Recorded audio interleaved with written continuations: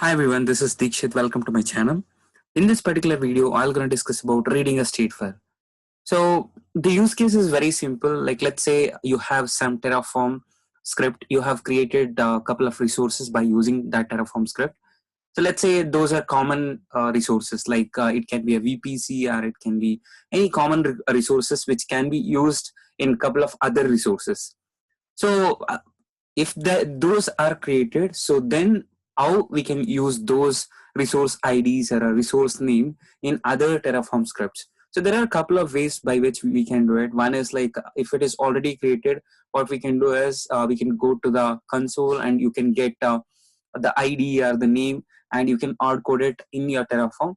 But it is not suggested. It is basically if Terraform goes and fetches, it will be better. And that is how you need to maintain the code Terraform script quality.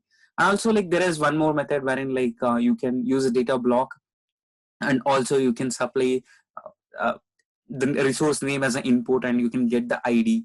That also you can do, because here you can't give resource name. Basically, like let's say you have created a VPC, and if you're using VPC name while creating anything EC2 or any database, so what happens if future like someone changes the name, so then you need to change it in all the places where you have used the name.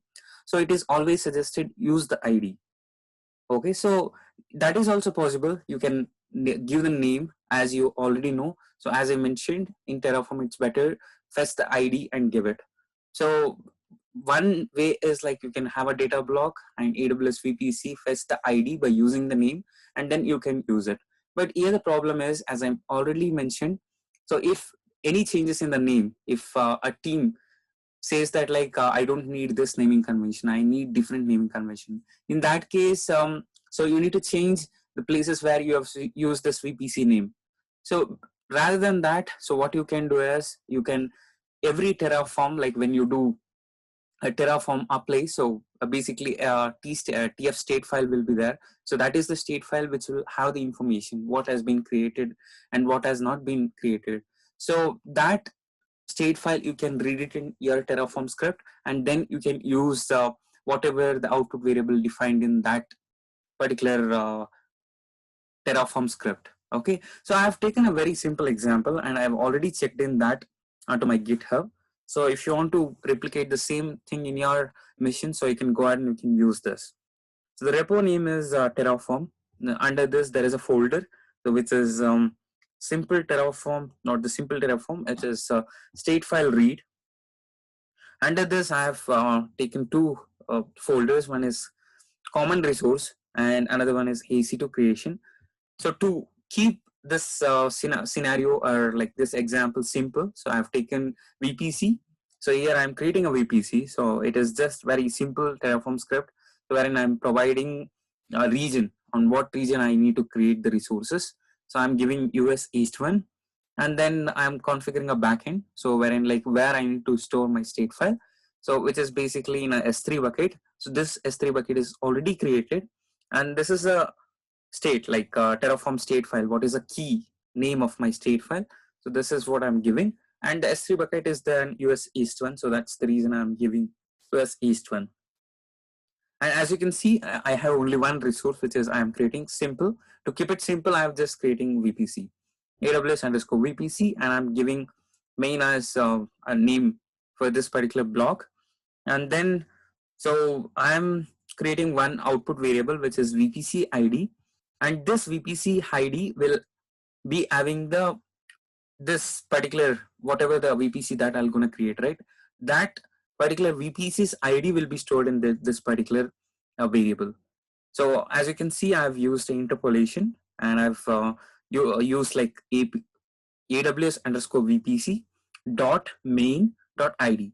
So once this is created, this output variable will be assigned with this VPC ID, whatever the VPC will be created, right? So that ID will be assigned to this. Okay, and also to keep in mind, so we are storing our state file in S3 bucket, and then the next one is the other folder wherein I'm creating a EC2. So this is the common resource folder. So first what I'll do, I'll go and I'll create this one. In another folder I have EC2 creation. So wherein Now I need to read that VPC ID. So as I said, so you can go to console, you can get the ID and you can hard code it. So that is also one thing. And another thing is like you can use a data block and you can query AWS by using VPC name. If you know anything about your VPC like name, and then you can query AWS and you can get the ID. That is also possible. But here what I'm trying to do is, so I'm using a data block and there is something called as terraform underscore remote state. By using this, what we can do is we can read the state file of any other like terraform script which is already ran and it has created some resources. So when you use this, we need to give some information about what is our backend and what is the configurations. So my backend, obviously it is S3, and then the configurations are like what is a bucket name and what is a file name, my state file name, which file I need to read. I have to give that, and in which region it is, I need to provide this information. So once you do this in this script, so you will be able to read those output variable value. So whatever, if you remember, we had one output variable, right? So in comms now folder, com resource folder, wherein like I've used one output variable here. So this variable I will be able to use it in that folder. Okay. So when I go back to EC2 creation here, and so now as you can see here, I'm creating subnet. So which is, if you see, this is very important. Data dot, this is again an interpolation. Terraform remote state, VPC, and now I need to read the output variable. So that's the reason I'm giving outputs.vpc ID. The variable name, what I've declared there, I've used that one. So now I'll be able to get that VPC ID and I'm supplying it to VPC underscore ID in the AWS subnet resource. So, and other things are CA DR block. To keep it simple, I'm just outcoding it here. And if you want to like keep your code clean, and if you want to make your code reusable and the variables reusable, so then you can declare it as a variable and you can use it. But main intention behind this video was like how we can read the state file of other Terraform scripts in any of our Terraform script. So this is how we can read the output variables which is declared in other TF file, state file in our Terraform. Okay, and also then again I'm creating a AWS instance to make sure that VPC is used in AWS instance creation. So this is about the script I have created to explain this state file reading. So now let's go ahead and create the resources. So I have already cloned those things onto my mission. So the Terraform also installed in this mission. Now what I'll do is we're gonna execute Terraform init to initialize. So now my backend is initialized properly, and now let me create that VPC by using the command terraform apply. When I do this one, it will prompt me to enter yes or no. So basically I'll approve it. So if you don't want to do this, you can use, there is an option -- auto approve. So let's go ahead and let's check like whether it has created successfully or not. So let me go here and search that like whether VPC has been created or not. VPC, and meanwhile what I'll do, I'll just go one folder back.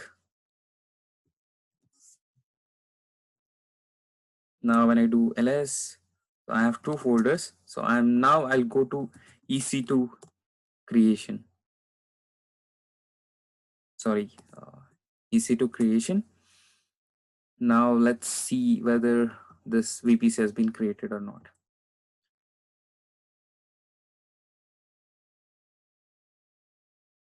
Yes, it's taking a little time. So meanwhile, what we can do is I'll gonna do Terraform init. And let's initialize this folder also. And here I'm not used any backend here. So I'm not used any S3 bucket. as a backend. So it is my local because I don't need this state file to be read somewhere. So that's the reason I am just used as my local as backend. And as you can see here, so this is the VPC that we have created, and you can just remember this four characters, last four characters, 551A. Now what we will do is we will gonna do terraform apply. So now EC2 instance will be created, and now so that VPC whatever we have created before, and we are reading that ID using statefile, so that should be attached. So let's go to AWS console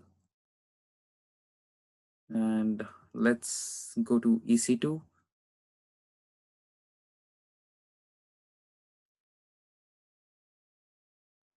And we should be able to see one more